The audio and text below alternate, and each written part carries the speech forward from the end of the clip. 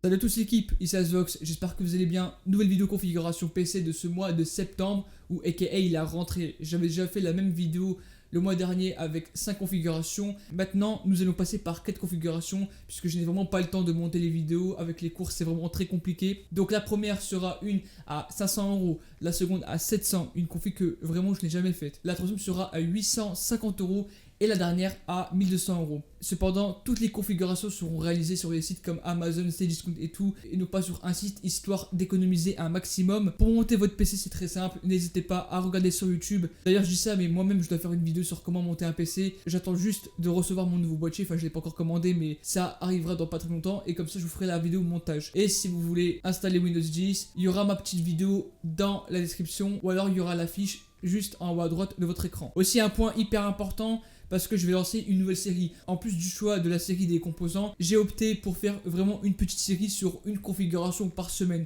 Parce que comme vous le savez, vu que les fêtes approchent bientôt, je me suis dit pourquoi pas diversifier le contenu. Au début, ça va commencer par une configuration par semaine. Et plus le temps va passer avec les vacances et tout, plus cette série va se transformer en une configuration par jour. Et franchement, je ne blague pas sur ça. Le nombre de messages que je reçois par rapport aux demandes de configuration sont vraiment énormes. D'ailleurs, si vous êtes à la recherche, n'hésitez pas à passer par Discord, Twitter, Snapchat. Je suis plutôt actif. Comme ça, si vous avez une configuration spécifique, vous devez passer par mes réseaux sociaux. Mais sinon, je compte vraiment lancer cette série. Mais par contre, j'aurai besoin de vous parce que je ne sais pas commencer par quelle configuration. Mettez-vous d'accord dans l'espace commentaire et dites-moi vous voulez que je commence par quelle configuration. Mettez-vous d'accord et je vais commencer cette série la semaine prochaine sans aucun problème. Bon, du coup, on arrête de parler maintenant. Passons à la vidéo. Je vous souhaite comme d'habitude un agréable visionnage et c'est parti pour commencer cette vidéo sur les 4 configurations de ce mois de septembre. Allez, c'est parti. C'est parti comme en 46, vous connaissez la devise et c'est parti avec la configuration à 500€. D'ailleurs, n'hésitez pas à passer par mon site puisque c'est là où je mets en ligne toutes mes configurations PC. D'ailleurs, si vous cherchez une configuration à tel budget, il faudra passer par mon site. Il y aura le lien dans la description. Mais sinon, la configuration à 500 et 700 seront mises en ligne afin d'optimiser le partage, je sais pas moi, à vos amis. Donc là, on va commencer par le processeur et on va aller chez AMD avec le Ryzen 3 3100. C'est un processeur que honnêtement, je recommande beaucoup parce que honnêtement, il n'y a pas mieux sur le marché.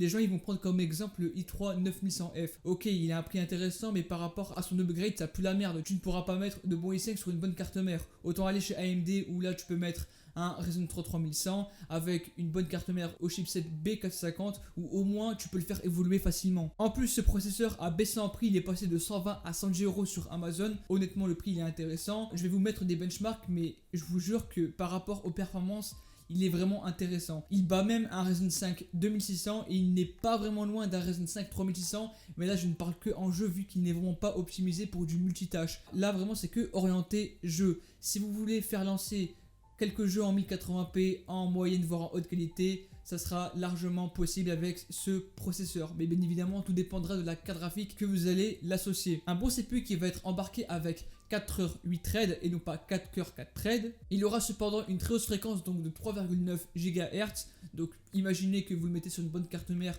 et que vous l'overclockez, j'en parle même pas. TDP de 65 watts et surtout il va être embarqué avec son ventilo de base avec la pâte thermique préappliquée.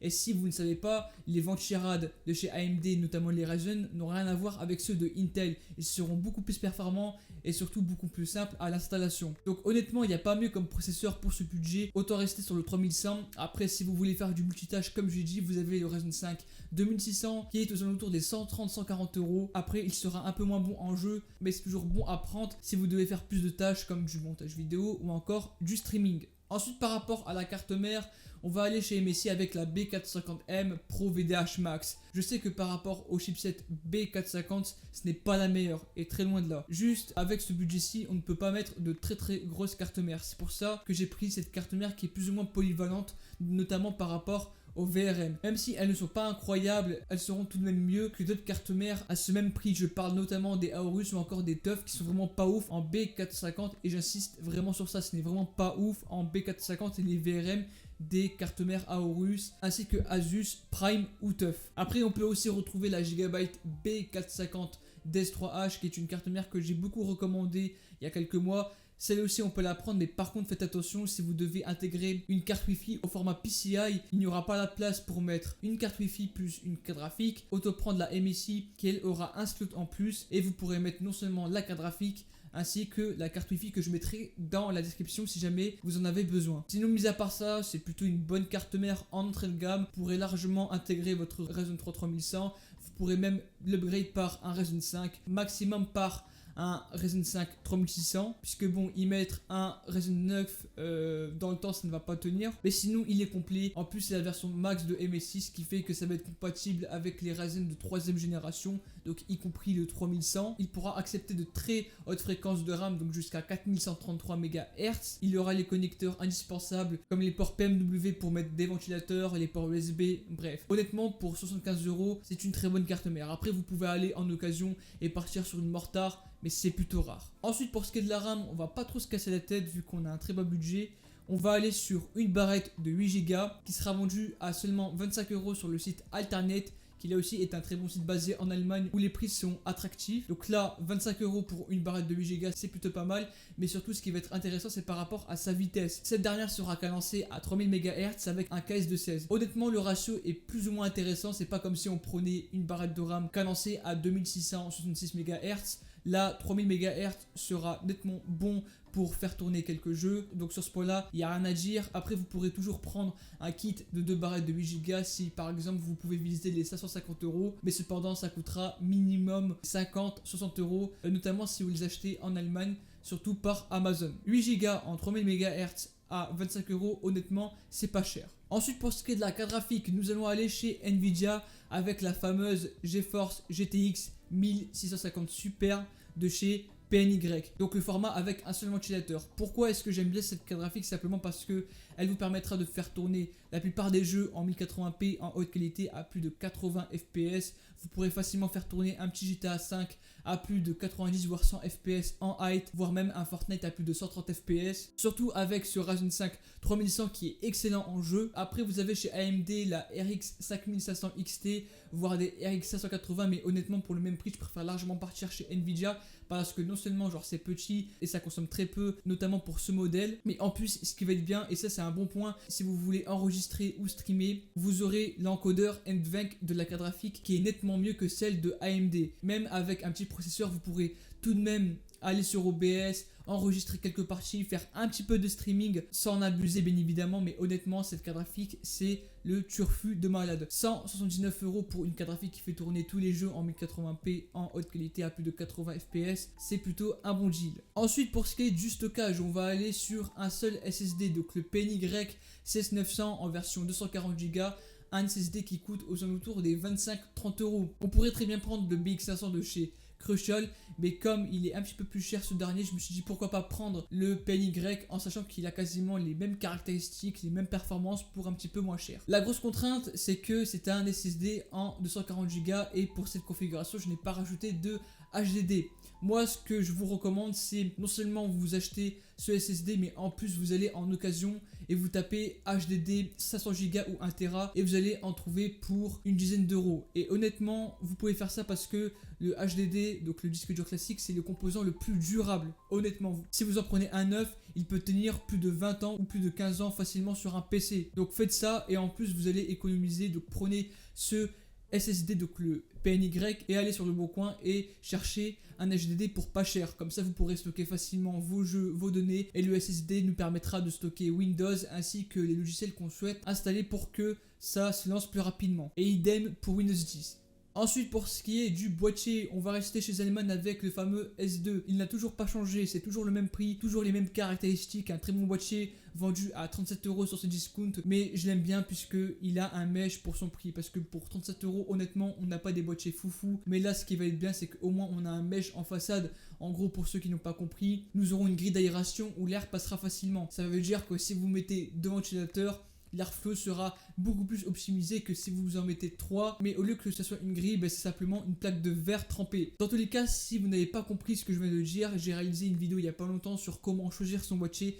je mettrai le lien dans la description, ou alors il y aura une petite fiche juste en haut à droite de votre écran. Mais sinon ça rentrera parfaitement avec la configuration. En plus la config est vraiment petite, avec une carte graphique, avec un seul ventilateur, une carte mère au format micro ATX. Honnêtement ça rentrera parfaitement sur ce genre de boîtier, et c'est le seul que je peux recommander si vous cherchez l'esthétisme ainsi que l'airflow. Et enfin, si vous voulez une bonne alimentation, on va aller chez Be Quiet avec la System Power 9 en version 400 watts qui est vendue pour seulement 49 € sur Amazon.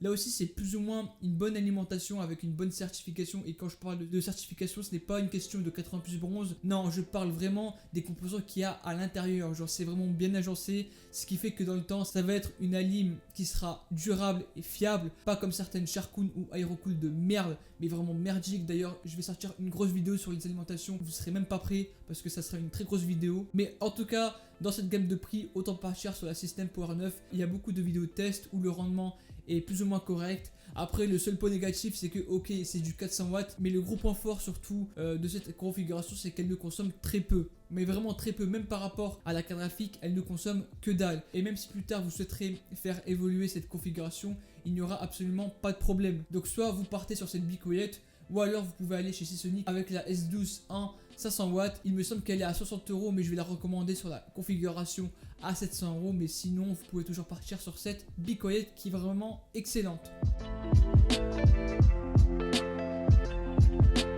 On parle pas chinois, c'est parti pour la configuration à 700 €, c'est parti comme en 46. Mais là vraiment, vous n'êtes même pas prêts pour ce que je vais vous proposer dans cette configuration à 700 €. Même moi, j'ai calé des composants que, genre, je me demande comment est-ce que j'ai fait, genre, c'est incroyable. Bref, restez jusqu'à la fin parce que vraiment, les composants que j'ai mis, mais wesh, je crois que c'est la meilleure configuration à 700 € que vous allez trouver dans le marché, que vous allez trouver sur le marché. Donc pour le processeur, je vous propose qu'on reste sur le 3600 vu qu'il est vraiment excellent en jeu, il n'y a rien à dire. Je vous ai mis les benchmarks, vous connaissez l'histoire et la suite. Par contre, on va changer de carte mère. Et là, gros glow up de malade. On passe de la MSI B450 Pro VDH Max à carrément la MSI B450M Mortar Max. Une Mortar, pour ceux qui ne le savent pas, c'est une excellente carte mère au chipset B450. Elle fait même partie des meilleures cartes mères au chipset B450 par rapport aux performances VRM. Ça veut dire que si tu mets un gros Ryzen 7, tu pourras facilement l'overclocker. Cette carte mère sera durable dans le temps. Et honnêtement, pourquoi est-ce que j'ai pris cette carte mère? Car simplement, elle n'est vraiment pas chère sur Amazon Allemagne à seulement 95 €, frais de port compris. Parce que Amazon Allemagne, ça a quasiment les mêmes services que Amazon France, sauf que la livraison sera un petit peu plus longue et vous payez les frais de port. Mais vraiment, pour 95 € frais de port compris, genre vous aurez pas mieux comme carte mère. Si vous cherchez la durabilité, les performances, aussi le design, vous aurez pas mieux dans cette gamme de prix. 95 €, restez sur la Mortar Max, c'est la meilleure carte mère que vous allez trouver. Et ne me parlez même pas des Aorus ou des TUF ou quelques gigabytes, ça n'a rien à voir. La Mortar lui met des coups de nuque facilement, donc incomparable. Restez sur la Mortar, elle sera nettement mieux, surtout pour l'upgrade du CPU. Après, ça a quasiment les mêmes caractéristiques que la VDH, ça veut dire qu'elle acceptera les processeurs de 3ème génération, de haute fréquence RAM, les seuls PCI qui vont avec, donc vous pourrez même mettre une carte Wi-Fi facilement. Donc voilà, honnêtement pour 95 €, restez sur la Mortar, vous aurez pas mieux pour le même prix. Ensuite pour la RAM, là aussi on a affaire à un très bon plan. 2 barrettes de 8 Go de chez Corsair et les Vengeance LPX à seulement 54,90 € sur Amazon Allemagne. C'est vraiment un phénomène les prix en Allemagne, vraiment pas cher. En plus il y a les frais de port qui sont compris, mais vraiment 54,90 € pour 16 Go, c'est vraiment pas cher du tout. Et surtout si vous voulez faire du streaming ou du montage vidéo, beaucoup de multitâches, si vous devez lancer Discord, un jeu, quelques logiciels, vraiment 16 Go de RAM c'est le best du best. Encore ce n'est pas fini parce que ces 2 barrettes de 8 Go vont être cadencées à 3200 MHz KS16. Le ratio est tellement correct que vous allez avoir des bonnes performances en jeu. C'est pas comme si vous prenez de la 2400 ou de la 2666 MHz. 3200 MHz c'est vraiment parfait pour jouer dans de bonnes conditions et surtout pour faire du multitâche sans aucun problème. Pour ce qui est de la carte graphique, on va passer de la GTX 1650 Super à la GTX 1660 Superbe avec un peu plus de performance, vous pourrez faire tourner tous les jeux en 1080p en très haute qualité à plus de 90 voire 100 fps, Fortnite à plus de 140 fps, GTA 5 à plus de 120 fps en très haute qualité, ou encore vous pourrez facilement faire tourner R6 à plus de 200 fps en height, même si bon, je vous l'avoue que R6 c'est vraiment un jeu qui n'est pas du tout gourmand, mais il faut quand même se l'avouer, pour 239€, c'est une très bonne carte graphique en sachant qu'elle a un bon rapport performance-prix. Et par rapport au modèle, ça sera une MSI Ventus. Ce n'est pas la meilleure, ce n'est pas la pire, mais pour un utilisateur lambda, juste pour faire tourner les jeux, c'est largement suffisant. Ne cherchez même pas à l'overclocker, juste pour la mettre dans votre PC et faire tourner les jeux, il ne faudra même pas se poser des questions. Elle a plus ou moins un bon système de refroidissement ainsi que les connectiques pour connecter vos écrans. Ensuite, par rapport au stockage, là on va carrément évoluer. On va aller sur un Crucial MX500 en version 250Go. Donc c'est quoi la différence avec le PNY ou le BX500? C'est qu'au moins elle aura un cache des RAM.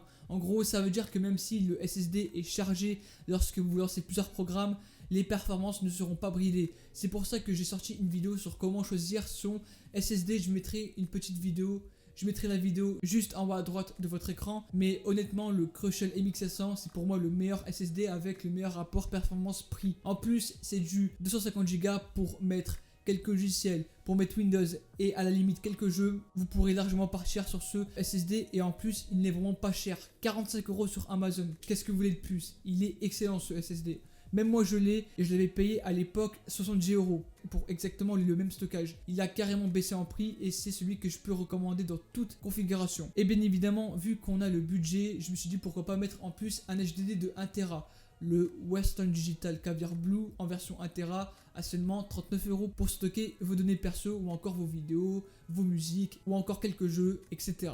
Pour ce qui est du boîtier, on pourra facilement mélanger performance ainsi que esthétisme, vu qu'on va partir sur le MSI Mag Forge 100M. Un bon boîtier qui ne coûte que seulement 59€ sur Top Achat, avec un bon airflow, ça veut dire que vous n'aurez pas de problème de température, vu que en façade c'est du mesh. Et aussi il a un très bon design, vu que les deux ventilateurs sont complètement en RGB. Comme ça vous aurez une beauté splendide sur votre bureau. Et honnêtement pour 58€, je vois pas, il y a à quoi de mieux si vous cherchez l'esthétisme d'un boîtier. Partez sur ce MSI en sachant qu'elle sera compatible avec la configuration. Bref, le Mag 100M de chez MSI, il est excellent. Et enfin pour ce qui est de l'alimentation, on va aller chez Seasonic avec la S12 550W pour seulement 60€ sur Alternate.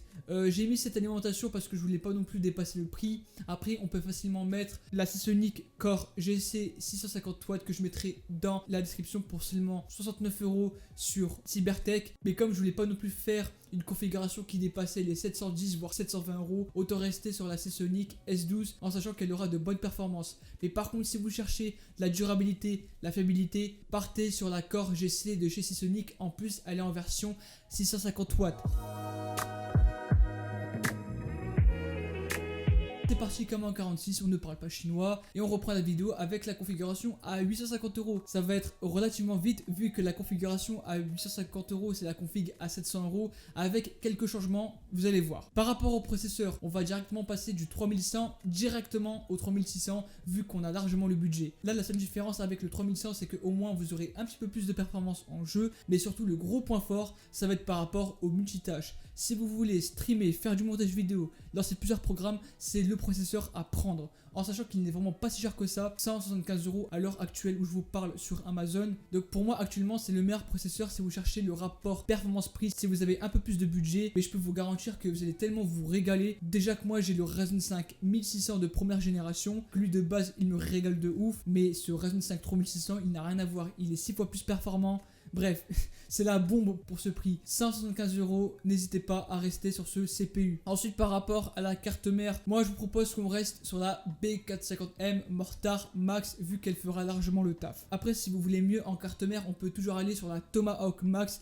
qui est un petit peu mieux que la Mortar en termes de performance, mais elle au moins elle aura beaucoup plus de slow vu que c'est au format ATX et elle coûtera cependant 110€ sur Amazon Allemagne et non pas Amazon France vu que les prix sont extrêmement merdiques. Autant aller en Allemagne en sachant que comme je vous l'ai dit, par rapport au temps de livraison c'est exactement la même en France. Ensuite par rapport à la RAM, là aussi je vous propose qu'on reste sur le kit de 16Go de chez Corsair et les Vengeance LPX qui vont être cadencés à 3200 MHz. En plus prendre la haute fréquence sur un Ryzen c'est nettement recommandé si vous cherchez de la bonne performance, on reste sur ce kit de RAM. Cependant, on va changer de carte graphique et on va passer de la GTX 1660 Super à la RTX 2060 à seulement 290 € sur Amazon Allemagne. Encore une fois, Amazon France, c'est nul maintenant. Autant aller en Allemagne. 290 € pour une RTX 2060. Ça va être quoi la différence? Nous aurons beaucoup plus de performance. Là, on pourra faire tourner tous les jeux en 1080p en ultra à plus de 80-90 fps. Et en très haute qualité, on pourra facilement dépasser les 120 fps. D'ailleurs, si vous voulez même jouer à Fortnite avec un écran 144 Hz,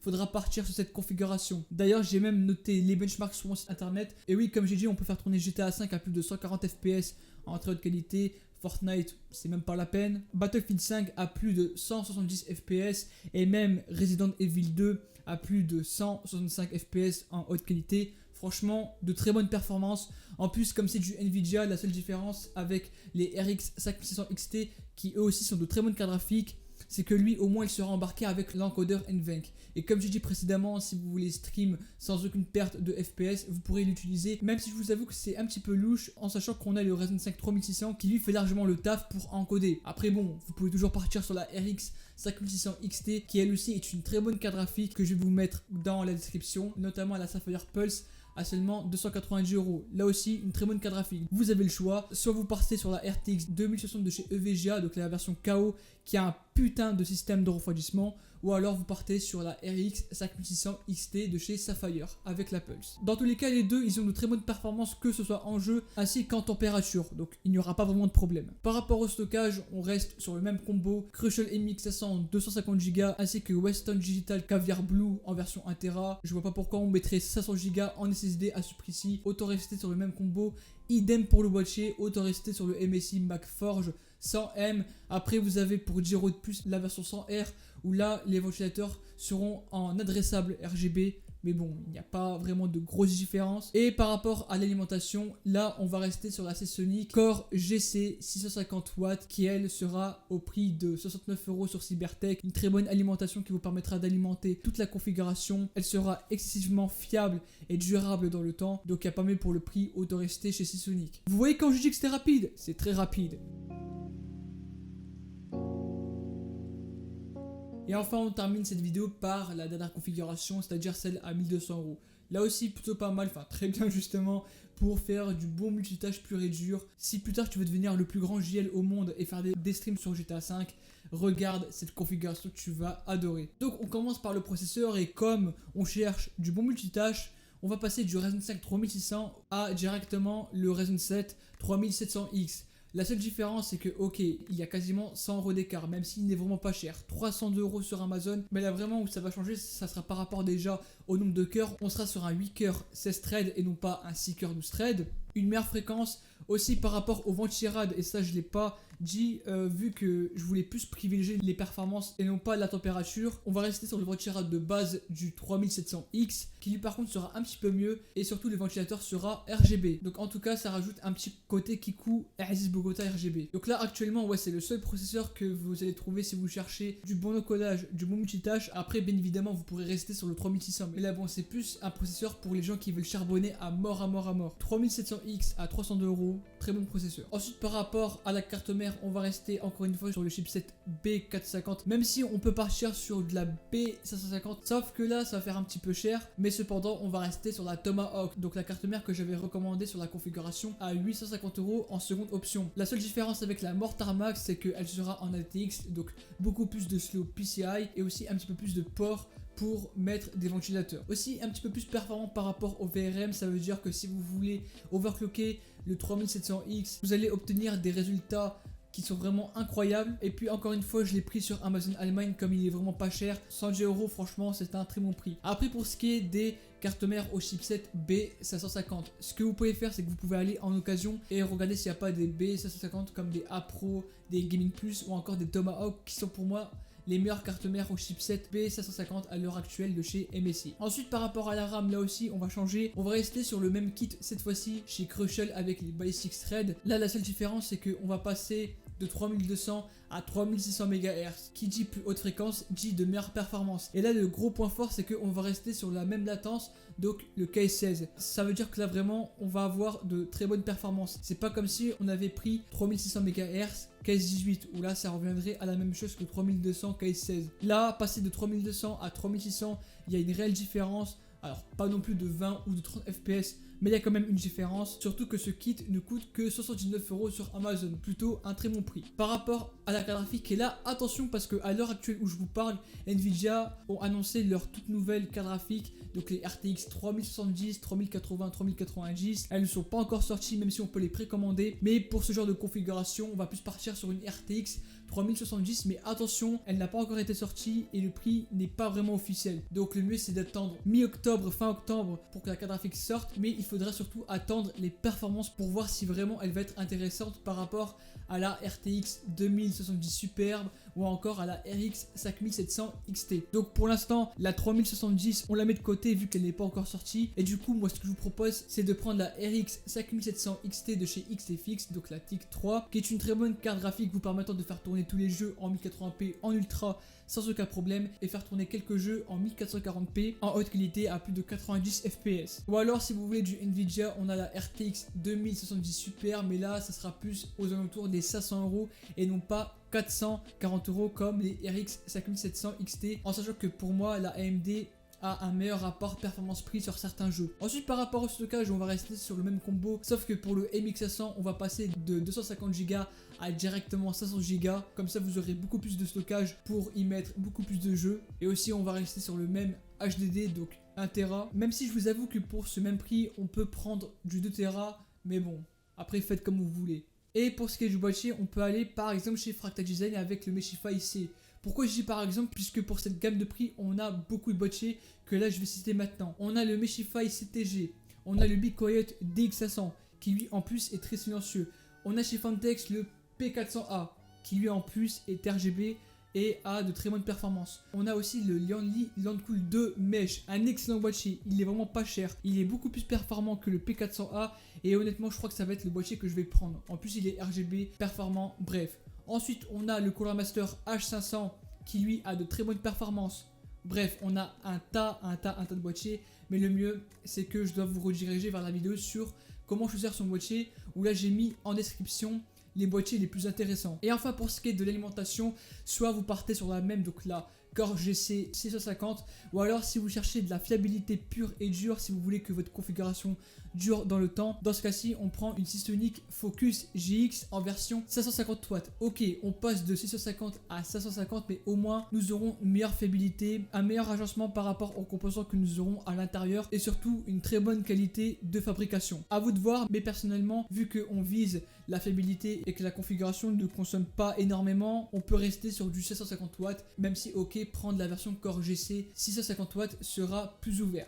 Voilà l'équipe, c'est la fin de cette vidéo, j'espère en tout cas qu'elle vous aura plu. Si c'est le cas, n'hésitez pas à vous abonner, à liker, me suivre sur les réseaux, à regarder mon YouTube si vous voulez me soutenir gratuitement. Et moi l'équipe, je vous dis à la prochaine et ciao tout le monde, c'était Asvox.